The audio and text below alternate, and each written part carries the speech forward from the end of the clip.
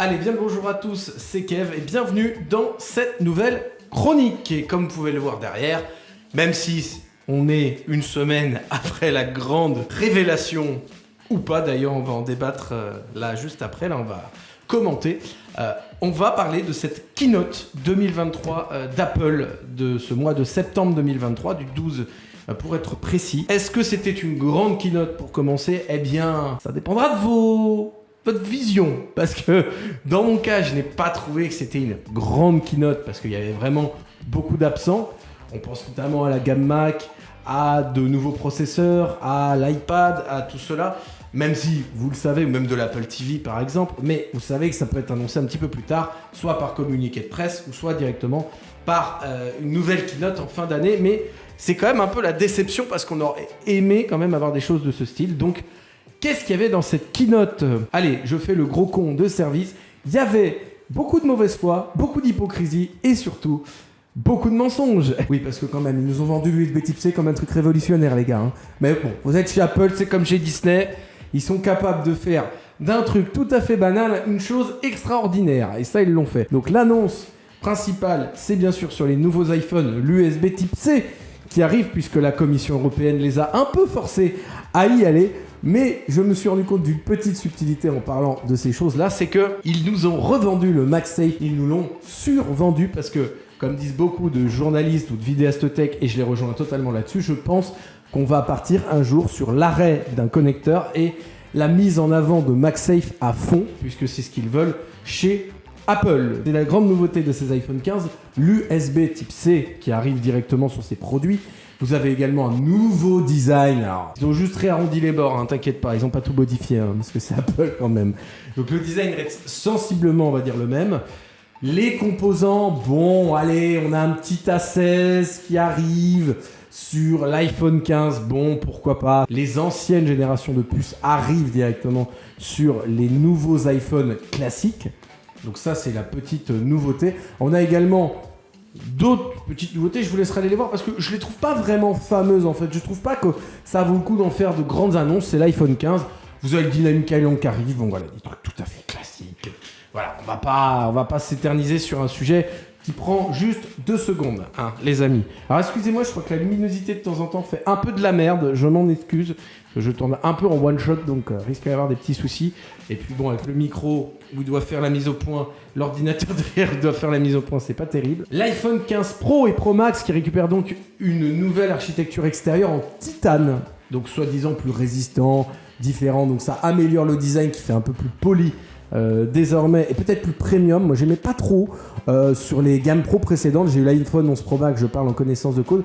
Je trouvais qu'ils faisaient un peu bling bling ces iPhones, c'est-à-dire qu'on nous les vendait avec beaucoup de glossy, de mat et en même temps un petit peu, vous savez, de paillettes quoi. C'est l'iPhone 15 Pro quoi. C'est censé être pour les pros les gars, hein. C'est pas censé être plus luxe qu'un iPhone classique, c'est juste un peu plus développé mais pas plus luxe. Mais bon, là avec le titane on gagne vraiment en qualité, en premium. Autre nouveauté que nous avons aussi sur l'iPhone 15 Pro, ce sont de nouvelles caméras. Vous avez un téléobjectif 5 fois qui arrive sur l'iPhone 15 Pro et bien sûr je vois aussi tous les gens gros balais me dire il n'y a plus le bouton qu'on avait, le fameux, vous savez, sur nos iPhones basiques. Vous savez, celui pour changer un peu le mode silencieux ou pas. Ça, c'est terminé. Vous allez désormais avoir un mode action sur les téléphones. À quoi ça va servir? Pour pouvoir créer des raccourcis différents. Donc ce qui existait déjà dans l'application raccourci sur iPhone depuis quelques années maintenant. Moi je crois que je l'ai déjà connu quand j'étais sur mon iPhone XS Max il y a quelques années, donc je le sais déjà. Donc vous allez retrouver ce système, mais cette fois-ci avec le bouton action, qui évitera d'avoir un double tap à l'arrière de l'iPhone, tout ça. Donc bouton action, plus pratique, plus simple, avec un tap, 2 taps, 3 taps, enfin... Vous allez voir, c'est quand même assez bien foutu. Je pense qu'on en parlera d'ici quelques années de cette fonctionnalité. C'est un petit changement, mais c'est pas non plus violent. Après, je vous épargne le reste des nouveautés parce que je les trouve pas fameuses. Je trouve pas que ça vaut le coup d'en parler énormément et d'en faire un focus. Meilleure luminosité sur les écrans. Bon, ça, c'était prévisible. Mais après, il n'y a pas de grandes nouveautés. À part sur la photo, sur le Pro, où effectivement, on passe maintenant désormais au format F. Avec l'avantage de l'USB Type C qui permettra des transferts beaucoup plus rapides que le Lightning qui était vraiment pourri à ce niveau-là. Il faut franchement le dire. Et puis, un nouveau mode 4K cinématique 60. On n'est plus en 30, on est en 60. Donc ça évolue. Donc on peut quand même remercier Apple sur ce sujet. Le prix de ces iPhones évolue en bien. Il faut profiter de la dépréciation du dollar, chers amis, parce que c'est le moment de changer votre iPhone. Si vous avez un vieux modèle comme les 11 qui commence un petit peu à dater aujourd'hui, ou même les X et XS, on a une baisse de prix en moyenne de 50 à 100 euros sur tous les produits Apple pour les iPhones. C'est quand même intéressant, mais vous verrez que sur les Apple Watch, c'est exactement la même chose. Justement, comme vous pouvez voir derrière, on va parler des Apple Watch. C'est aussi la grande annonce de cette Keynote 2023, les Apple Watch qui vont bien sûr elles aussi évoluer. Comme vous pouvez le voir, on a une amélioration au niveau des écrans. Il y a un écran déjà beaucoup plus bord à bord que ça l'était précédemment, parce que comme vous pouvez voir sur ma série 6, malgré la coque, c'est pas très bord à bord, hein, très franchement. Mais bon, c'est plus solide, je pense, que ce truc-là qui risque un peu d'être plus fragile que la précédente. Vous n'avez pas de changement au niveau des tailles de boîtier, ça reste exactement les mêmes. Vous avez du 42 et du 45. Qui était déjà le cas depuis, je crois, l'Apple Watch série 7, si je dis pas de bêtises. Un petit changement intéressant, voire très intéressant, c'est le système de double tap. Et oui, vous allez pouvoir gérer désormais, alors qu'avant c'était juste une fonctionnalité accessibilité, cette fois-ci c'est natif officiellement sur cette Apple Watch, c'est la fonction du geste, du tap. Vous allez pouvoir décrocher, vous allez pouvoir lancer votre musique, éteindre votre réveil, etc., etc. Je vous fais pas la grande liste, mais vous avez compris l'idée. Également, petite nouveauté de cette Apple Watch, et aussi sur l'iPhone 15 d'ailleurs, c'est l'ajout, ou plutôt l'amélioration du Ultra White Band, qui va juste s'améliorer, donc avoir une meilleure portée. C'est quand vous n'avez pas votre téléphone et que vous voulez retrouver un objet, si vous avez les AirTags, ou même, par exemple, comme c'était proposé chez Google en partage de position, vous pourrez retrouver quelqu'un que vous avez perdu lors d'un événement, d'un marché. Sur ces nouveautés d'Apple Watch série 9, est-ce que ça va valoir le coup, comme sur l'iPhone 15 Pro, d'ailleurs qui récupère le Wi-Fi 6E, l'iPhone 15 Pro, je ne l'ai pas précisé, Wi-Fi 6E, c'est une petite nouveauté parce que tout le monde n'a pas encore de box Wi-Fi ou de routeur Wi-Fi 6 déjà chez soi. Alors, on va commencer par le commencement, d'abord le Wi-Fi 6 et ensuite le Wi-Fi 6E. Mais c'est les petites nouveautés. Alors, désormais, on va parler de l'Apple Watch Ultra 2. Alors, pourquoi avoir une Apple Watch Ultra 2, sachant que la Ultra, c'était l'ultime de l'Apple Watch l'année dernière et c'est vendu comme à $899 tout de même, je tiens à le dire. J'en aurais jamais une au poignet, tu t'inquiètes pas, je suis pas millionnaire. Même sous le temps, j'en prends pas une. Donc, l'Apple Watch Ultra 2 qui se modernise avec un cadran dynamique, ce qui n'existait pas sur l'Apple Watch Ultra 2, et aussi quelques petites nouveautés menu. Je m'en souviens plus tout de suite, je m'en excuse. Mais en tout cas, pas grand-chose qui justifie un changement, on va dire, d'Apple Watch Ultra si vous en avez une de l'année dernière, ou si vous êtes sur une vieille Apple Watch et que vous voulez une Ultra, pourquoi pas essayer aussi. Alors, les prix de cette Apple Watch, est bien pareil, il diminue de 50 à 100 euros.